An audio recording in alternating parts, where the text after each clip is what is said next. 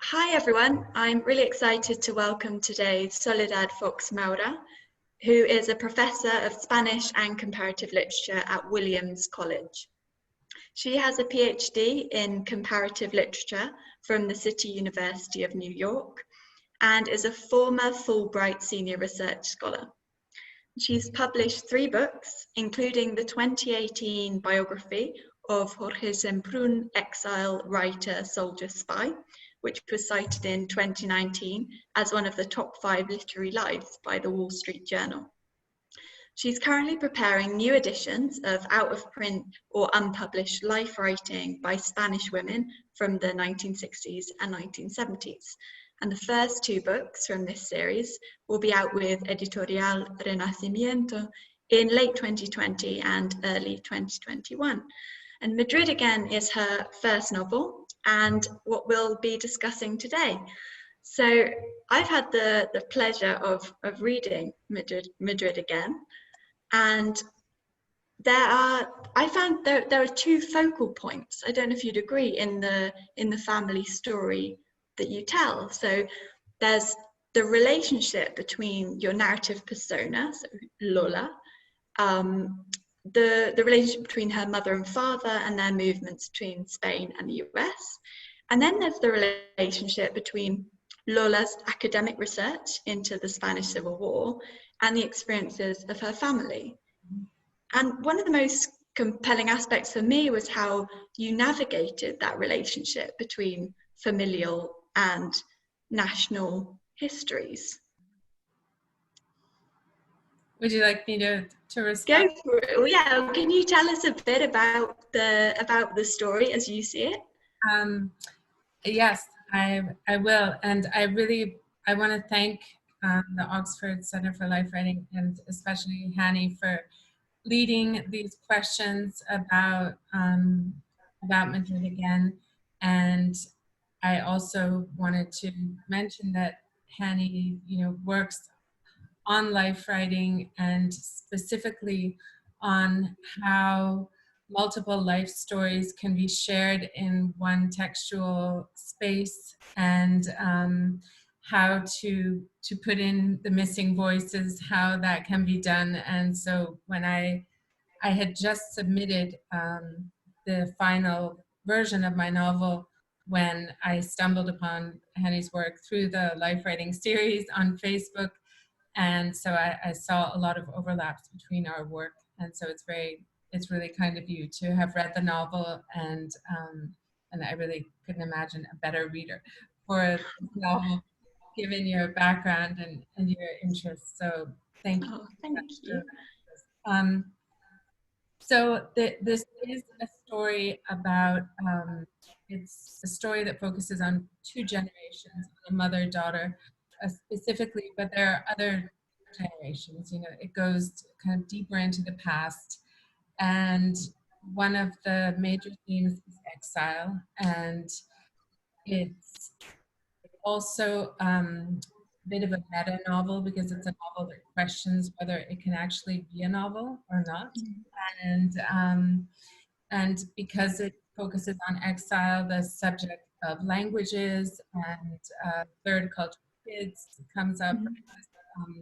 The subject of where do these people belong, what kind of inheritance do they have. They are coming from a traumatic past, the Spanish Civil War, and this inheritance seems to linger much longer than anybody could imagine or would imagine. And something that I think is important, and that I don't know if this was not at all a strategy. It's something that's come out, and now I see in the book, is that this is very much a book about women being able to tell their stories. And so the main character at the beginning is the mother, and she is a young woman from Madrid, and she has no idea what she's getting into by leaving her home and leaving her family.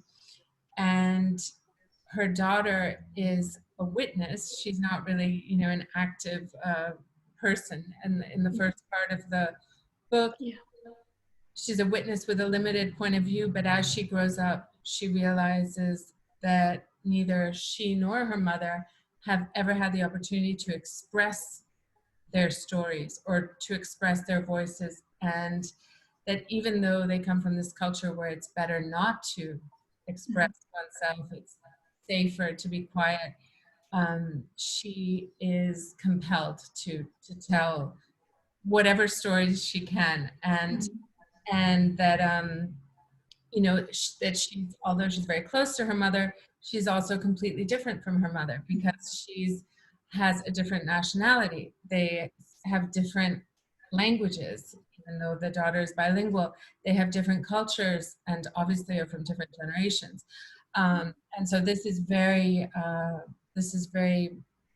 think, poignant in their relationship, and gives the daughter a point of view on her mother, which may not be uh, a valid or legitimate point of view, but it's the point of view that she has, and she needs to tell, speak in a way for her mother, for herself, and for other people who haven't had the chance to tell their stories. And in terms of, you know, being a novel and not a memoir, I think that I'll read a couple of short examples in a few minutes, but I think it was really important for me that even the invented parts, even, you know, it is a novel, everything has been fictionalized, but it was important to me that the voice read like a memoir. I wanted it to have the power of a memoir, even though we can say it's a false memoir in some ways, but I wanted it to have that strength, that edge that a memoir has, which is the edge that I particularly love to read. And I think that comes through incredibly strongly, I think. And can we hear a couple of extracts from Madrid Again so we can get a sense of how that comes through? Yes, absolutely. So, and here, I think, especially in this first example, it's just, I'll read two short paragraphs because I know that we must keep our eyes on the clock. And the first example, I think, really shows how the narrator is trying to bring in not just her own family, but also other families that have fallen off the grid of exile and have tried to take their Spanish identity and preserve it in another country when they weren't able to return to Spain. So this is, her mother goes to visit a Spanish family that lives in New England. And she went to visit a Spanish professor and his wife in Western Massachusetts. They had never gone back to Spain after the Civil War. 30 years had passed. They relished my mother's visit. Not many Spanish women had graced their table. My mother was shocked at the Spanishness of their house. Their clothes seemed to have remained intact from the 1930s, and all the surfaces of the living room were covered by ivory-hued crocheted doilies that the wife had made. Photographs of their ancestors in silver frames abounded. The wife had made rosquillas de Santa Clara, traditional anise-flavored biscuits shaped like donuts, covered with a lemon glaze, and served them with chocolate, the thick Spanish hot chocolate. They played pasodobles on the record player. My mother said the house was a tract house. She described it as a shoebox built alongside many identical structures, but that inside it was like a modest Spanish pre-war home. She felt that they clung desperately to their identities and that they also wanted to show her, freshly arrived from the homeland, that they hadn't lost their ways. My mother was very moved by them. She remembered the husband saying that all he wanted was to be buried in Spain.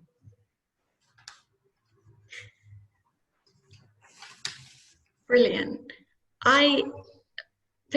Is there another extract that you want to read, or should we? There is another extract. Perfect. Go for it. Okay, I'll go for it. And both extracts are about food, which I didn't do deliberately. And I actually was a bit sad that there wasn't more food in my novel. It just didn't work out that way. The Exiles are about food. So food is very important to cultural identity. And maybe I was just really hungry when I chose to use that. Okay. V-Nee Yeh, a small place with wooden tables and chairs, was the only Spanish restaurant we knew of. Americans didn't eat Spanish food then, and the only dish my mother made at home was sopa de ajo. The simple and delicious garlic soup had few ingredients: garlic, bread, Spanish paprika, water, salt, and olive oil. During one of our trips to Spain, my mother brought little wooden spoons, and we ate the soup with these out of brown earthenware bowls that she also brought back. In my family's house in Madrid, we used silver and antique French china. In America, we had become folkloric Spaniards, nostalgic for a fantasy of an unadulterated culture. At the Iruña restaurant, I remember having champiñones al ajillo, mushrooms and garlic sauce that were delicious and tasted of our dislocation. I was always shy about speaking Spanish at the restaurant, as if it would be a test of my authenticity. We never would have admitted that we acted like exiles. Exiles for us were older and somehow different. I absolutely love that line, tasted of dislocation. I think that's really powerful. And I think what those two extracts bring out so beautifully is the kind of alienation and familiarity that you managed to capture so well through your use of narrative perspective throughout Madrid Again, because there's a kind of shift. There are two parts to the text, right? And there's a kind of shift in narrative perspective from Lola's perspective as a child. So it's a very childlike perspective, right? And was that a deliberate choice to help you convey that sense of alienation and dislocation? Yeah, I think that there was it started out very differently. So the novel, actually, the original beginning was when Lola it's just before her sabbatical, which is like this break in normal routines and displacement. She's coming back to Spain. And so that was how this novel started. And it started with, now it still has letters and different sources and different points of view, but it was more complicated when it started. It had the mother's voice, it had Lola's voice. So it's all, it's really been worked through quite a lot, and to achieve what I hope is a much smoother novel. Yeah. And it's kind of strange because I'm usually writing biographies, and where, I'm not a very experimental biographer. I usually work chronologically, and somehow that just didn't seem to work for this book. And I found that the narrator, Lola, had to connect with the reader in some way before they would be interested in everything that she had to tell. And so it's kind of through her mother's story and her point of view of, learning about her mother, which you learn about from her, not from the mother's point of view. Yeah, and something really interesting that you do, I think, is at the end of the first part, you kind of reveal the source of the story as being a series of letters from the mother, right? Which I love, because you are including the mother's perspective, but through the subjective retelling of the daughter. Yes, absolutely. And I think that that's, this is very much influenced by my research as a biographer.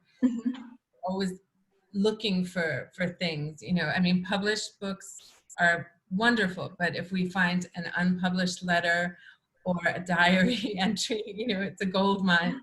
And so I think that I wanted to give this kind of material a really privileged place in the novel, and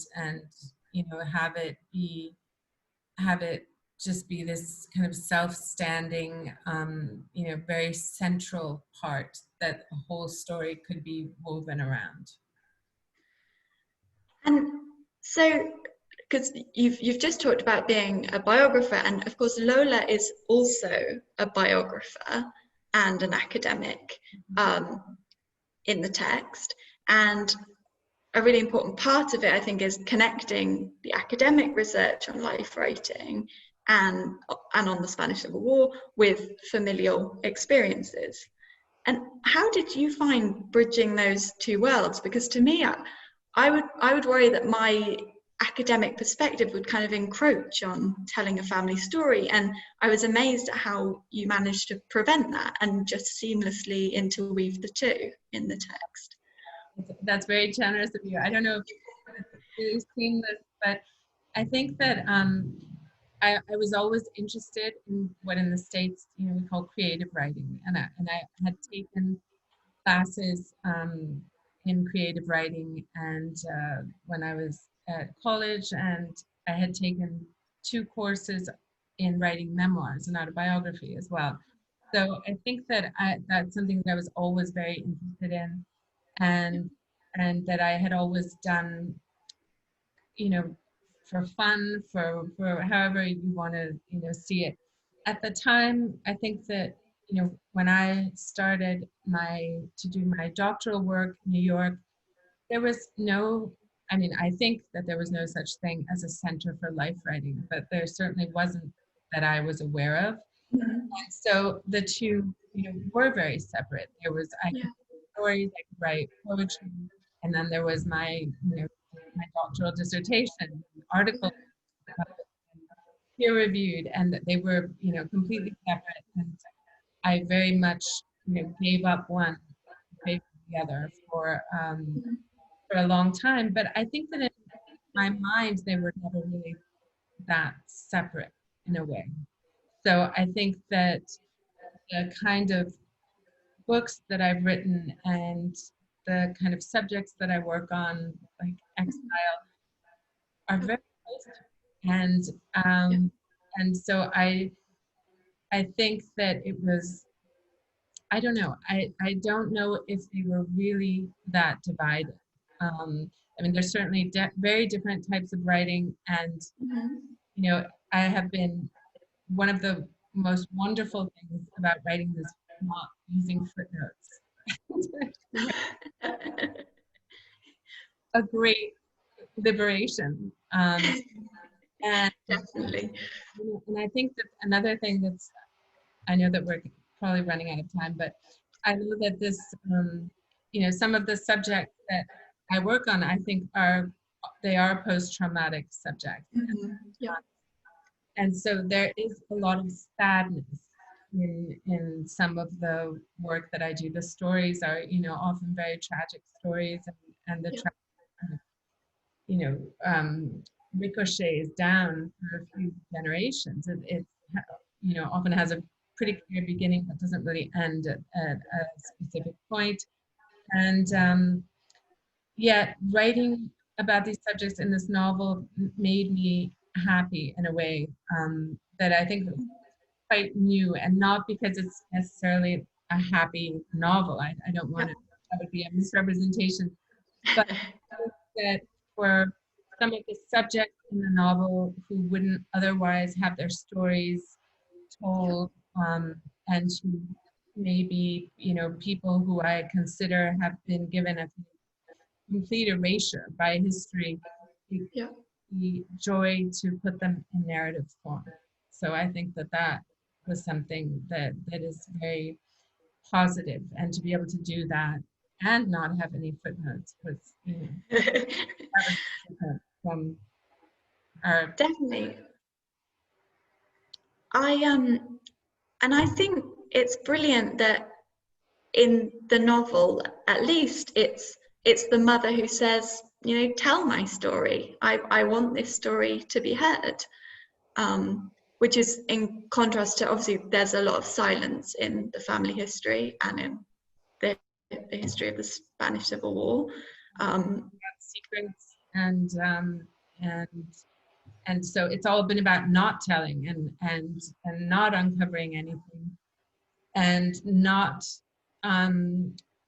you know, not looking back at the lives of women, and so I think that's a very that's something else that, again, I didn't really set out to do, but it just kind of happened with this book that I I think in a lot of the biographical writing that I've done as well, even though I do a lot of work on women, it's often within the context of situations or eras that are reference marked by male histories or with, history Yeah. with the age. Yes. So, I think women were, especially Spanish women in this case, just because that's what, I know best and have been looking at. Mhm.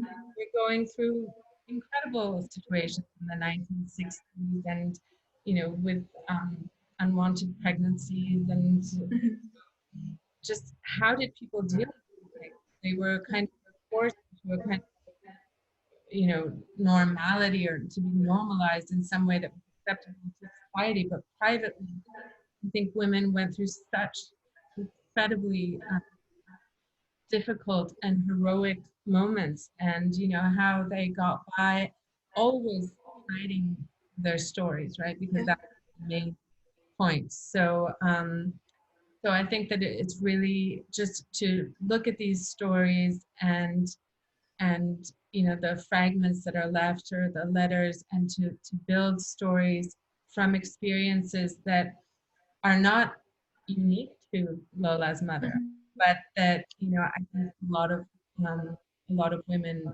from her generation experienced how to survive and keep going and never say anything. Definitely. So that I see that as very difficult. I see that as impossible coming from my generation and my education. Yeah. I mean, the story of Lola's mother is, I mean, it's incredibly painful, and she emerges as such a strong character in the text, I think.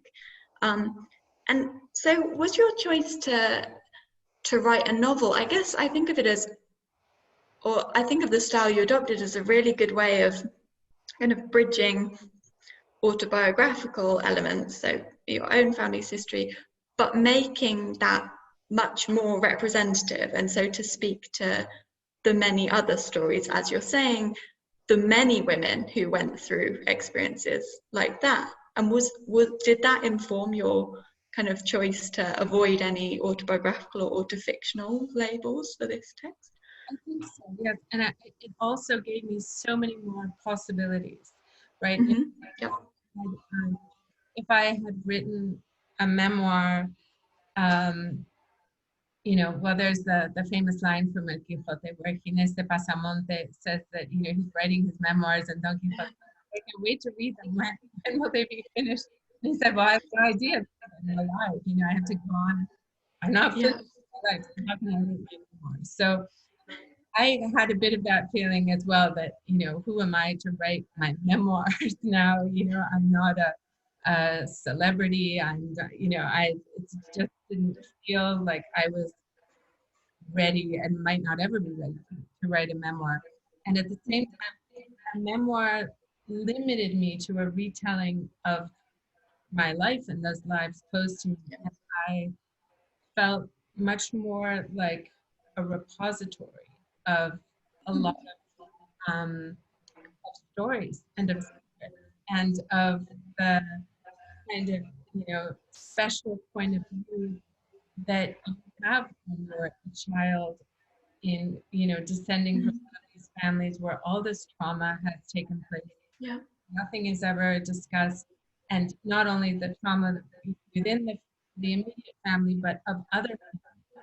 And so there's so much private talk about these, episodes in history about what happened to this person and that person that have been hidden in Spanish history. Yeah. And so I think that literature is kind of the only way in which they come out. And I think at the same time that I wanted to write something that other people might identify with, that would just be interesting because of the Spanish connection or because of the academic connection or Yep. that there might be points within the character of the narrator's life, Lola's life, or her mother's life, or other people that readers could identify with without necessarily having to be experts in Spain or in the or interested in the memoir of a person. I mean, I don't think my life is interesting enough for a memoir. Well, I think it's a brilliant read on many different levels, and I am sure that the OCLU members will have lots more questions, Soledad. So just to say thank you so much for talking to us today, and thank you for allowing me to read it. It was a real pleasure. Really appreciate your amazingly thoughtful questions and responses. So thank you so much. Okay.